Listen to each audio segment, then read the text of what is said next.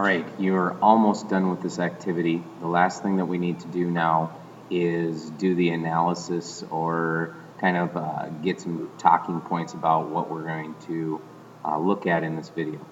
The first thing that you need to do when you're setting this up is you need to run Screencast-o-matic.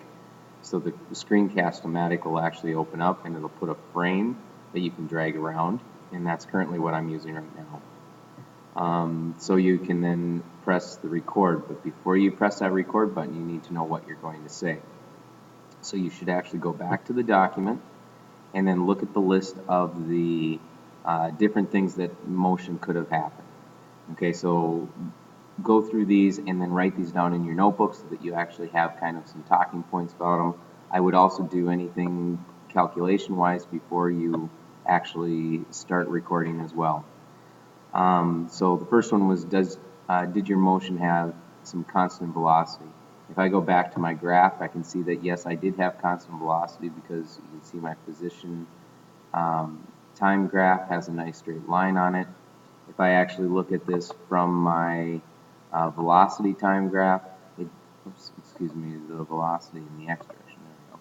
You can see that I start to get a flattened out area up here, and that's what we expect to see. So that's kind of showing that. The other way that you could show this is by highlighting a section of this and then doing your linear fit. And so that's going to tell me what my speed was or what my velocity was through that range.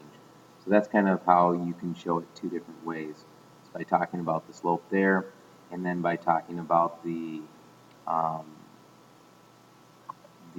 velocity graph and how that flattens out up here at the top. Okay. The next thing that was on our list was, did we have any kind of acceleration? Okay, and because my position time graph has a kind of bend to it or a curve to it, I do have some acceleration that's present. And when we looked at this in the velocity graph, you could see that there was this nice kind of straight line that occurred. And a straight line on a velocity time graph actually does show your acceleration, so that's kind of showing it two different ways. If we wanted to actually find the value for that, we would do a linear fit on these points. So we can do a linear fit, and that would tell us that we had a 1.880 meters per second from my video of what my acceleration was.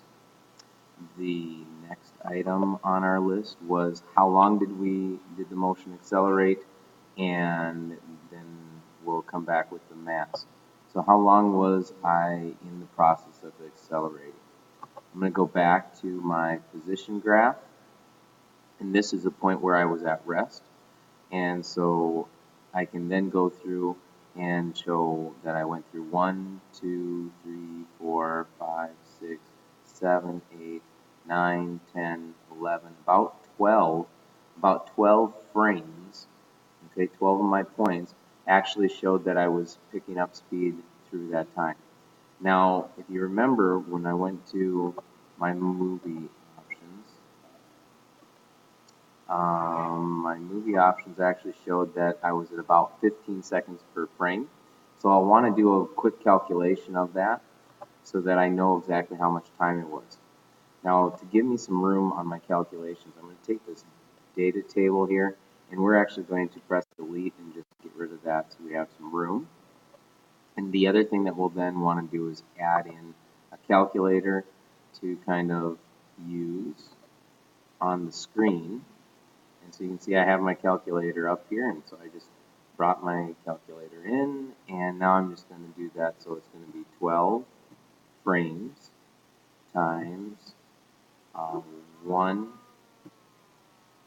divided by 15. So it's 1/15 of a second per frame, and I had 12 frames.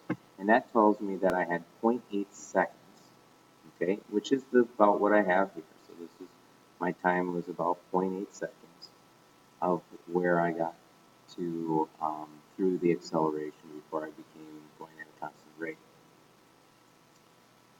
Next item, talking about the mass of the motion, of the object of motion, you just go ahead and state that, and so I'd actually tell that my mass is about 65 kilograms, and so I could have my mass being there. When we do the momentum, we just need to do that as a calculation. Okay, so I'm going to come back here with this, and again, we're going to highlight this so I can get my speed. Bring my calculator back, and if I have my mass, 65, times my speed, 1.394, that'll give me my actual momentum. And remember that you should always state what the units were after your momentum too. So that's kilograms meters per second. Kilograms meters per second for my momentum.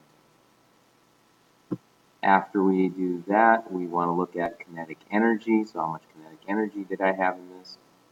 And if I go back here, my kinetic energy is a calculating item.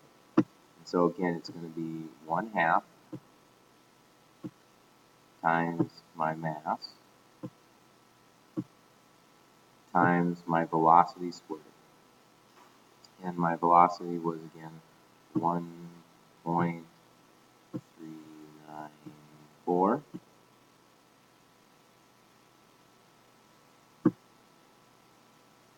And then when we press equals, that should give us our energy, and this is again in joules. So now I know my energy in joules. Our last item on my list was if there is acceleration and how much force was being applied.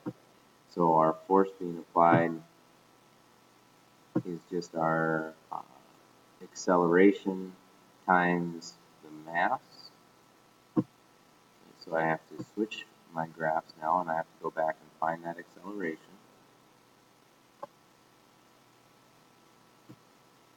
So there's my acceleration. And then I bring my calculator back, and it was my mass times my acceleration.